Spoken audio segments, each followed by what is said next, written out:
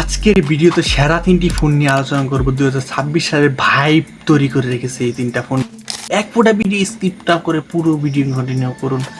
আমাদের লিস্টে থাকা প্রথম মোবাইলটি হচ্ছে কি রেডমি নোট 30 4G 6128 ভেরিয়েন্টের। এই ফোনটার দাম রয়েছে 20,000 টাকা সামথিং, এবং এই ফোনটাতে স্ন্যাপড্রাগন 685 এর একটা প্রসেসর ব্যবহার করা হয়েছে। AMOLED display 120 hertz refresh rate রয়েছে এতে, এবং এই ফোনটা সবচাইতে বড় একটি ফিচার হচ্ছে 108 মেগাপিক্সেল এর একটা ক্যামেরা রয়েছে এতে। এবং এই ফোনটা এভারেজ যদি কথা বলেন তাহলে এই ফোনটা হচ্ছে ক্যামেরার জন্য বেস্ট আমি মনে করি, এবং এই ফোনের থেকে বেস্ট আউটপুট আপনি পাবেন ক্যামেরার ক্ষেত্রে। এবং মোটামুটি যে গেমগুলো আপনি সেই ফোনটা দিয়ে প্লে করতে পারেন। আর যে এই ফোনটা নিয়ে ডিটেলসে ভিডিও লাগে অবশ্যই কমেন্টে বলে যাবেন, আমি নেক্সট পার্টে এই ফোনটা নিয়ে ইন ডিটেলস ভিডিও বানাবো। তো আমাদের লিস্টে থাকে 2 নাম্বার ফোনটি হচ্ছে কি ব্যাটারির জন্য বেস্ট রিয়েলমি C85 Pro, যা হচ্ছে 7000 mAh একটা ব্যাটারি রয়েছে এতে, এবং 45 ওয়াটের ফাস্ট চার্জিং রয়েছে এতে, যার ডিসপ্লে হচ্ছে গিয়ে অ্যামোলেড, এবং প্রসেসর রয়েছে স্ন্যাপড্রাগন 685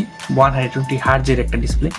তো এই ফোনটা যদি অ্যাভারেজের কথা বলেন তাহলে এই ফোনটা হচ্ছে কি সবচাইতে ব্যাটার হচ্ছে কি এই ফোনটার ব্যাটারি সেকশন। ব্যাটারি রয়েছে 7000 mAh এর ব্যাটারি, ব্যাকআপ পাবেন এই ফোনটা থেকে।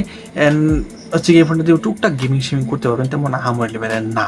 এবং আমাদের লিস্টে থাকে 3 নাম্বার ফোনটি হচ্ছে গিয়ে এই ফোনটা হচ্ছে সেরা গেমিংয়ের জন্য, এবং খুব ভালো আউটপুট পাবেন এই ফোনটাতে।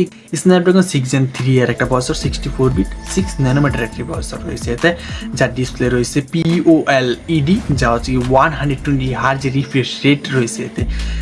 মেইন ক্যামেরা রয়েছে 50 মেগাপিক্সেল, যার ব্যাটারি রয়েছে 5000 mAh এর ব্যাটারি। অ্যান্ড এই ফোনটা আপনি এভারেজের কথা বলেন তাহলে আমি এই ফোনটাতে তেমন আহামরি লেভেলে কমতে দেখতেছি না। যে এই ফোনটাতে হচ্ছে কি আপনি খুব ভালোই আউটপুট পাবেন গেমিংয়ের দিক থেকে, ক্যামেরার দিক থেকে। ব্যাটারি ব্যাকআপও মোটামুটি ভালো, তেমন আহামরি লেভেলে খারাপ না। আমি মনে করি যে এই ফোনটা অন্যান্য ফোনের টপ 3 বেস্ট একটা স্মার্টফোন 2026 সালে আইসা 20,000 টাকার মধ্যে। এখন হচ্ছে কি আপনি এই 3টা ফোন থেকে যদি কোনো একটা ফোন নিয়ে ডিটেলস আলোচনা শুনতে চান কিংবা বুঝতে চান তাহলে অবশ্যই কমেন্টে বলে যাবেন, আমি নেক্সট পার্টে ওই ফোনটা নিয়ে একটা ভিডিও বানানোর চেষ্টা করবো। তো